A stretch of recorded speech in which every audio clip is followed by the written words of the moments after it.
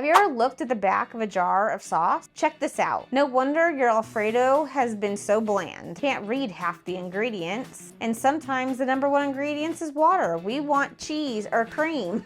Never ever buy store-bought Alfredo sauce again. Today I'm gonna show you the secret to a faster and richer version instead of using that store-bought stuff. Plus, I'll show you how to make these lasagna roll-ups in 3 easy steps. It surpasses restaurant quality and will undoubtedly impress your guests. Start by bringing a large pot of water to boil and cooking 12 lasagna noodles. We need 10 plus 2 lasagna noodles. Make sure to get them below the water line, and once they're slightly soft, you can easily bend them in there. Step 1 is the filling. While the noodles are cooking in a bowl, we're gonna combine 24 ounces of cottage cheese with a mix of seasonings. We have salt, pepper, Italian seasoning, basil, and garlic powder. So let's stir those noodles. Make sure they don't stick to the bottom. But why cottage cheese instead of ricotta? Cottage cheese contains more moisture than ricotta. The additional moisture is more forgiving and can contribute to a creamier and more moist filling for those lasagna rolls. Ricotta can easily become dry during baking, and I just don't like it as much. Add mozzarella cheese and jack cheese. The first half is for the filling, and we'll reserve the second half to top off our dish. Here's where it gets more interesting and tastier. Add the seared or rotisserie shredded chicken and ½ pound of chopped bacon, but feel free to add more bacon if you please. An optional, save some for the topping. Mix again, and we'll set this aside and drain our noodles. And while they're cooling, step 2, the sauce. Ever wonder why your homemade Alfredo isn't as tasty as the restaurant stuff? We're gonna make that Alfredo sauce now. Of course, we're making it from scratch. We want restaurant quality here. Tasty, creamy, silky smooth, delicious.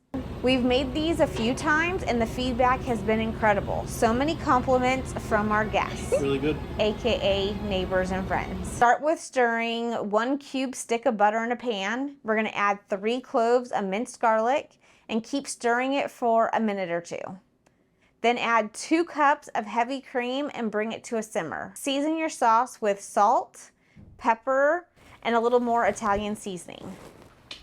Then, add freshly grated Parmesan to that pan. A quick tip, always use fresh grated Parmesan for this dish. The back stuff just doesn't give you the same result and will leave your sauce clumpy versus incredibly silky smooth, rich, and delicious. All right, step 3. When the sauce is ready, it's time to assemble. Lay out cooked noodles on a flat surface and evenly spread out the filling on each one. We're gonna use about ½ cup of filling per roll. These guys are gonna be chunky. We want that protein-packed roll, right? Top the filling with fresh spinach leaves, removing the stems to make it a little easier and cleaner for rolling up. Here's the tip, roll those noodles with the spinach leaves on top. This method keeps your hands a little tidier and cleaner compared to the alternative, which can be a little bit messier. Depending on your love for spinach, you could add more or less for the extra boost of greens to sneak in for your picky eaters. Roll each noodle into a tight roll and gently place in the cooking dish. Unlike traditional lasagna, this recipe creates individual portions with lasagna noodles rolled around the filling. This makes it easier to serve and adds a unique presentation that'll surely impress your guests. Pour the sauce evenly over the rolls, letting it go in and between them. Now it's time to add the rest of the cheese. Completely cover the noodles to ensure you avoid any hard edges and for total coverage.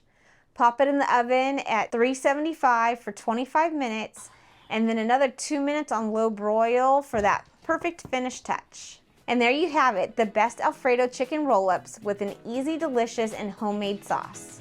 So toss out that jar of Alfredo sauce and make this instead. Check out our Cajun pasta recipe, delicious, and a kick of spice. Thank you for joining me in the kitchen today where we turn simple ingredients into a masterpiece.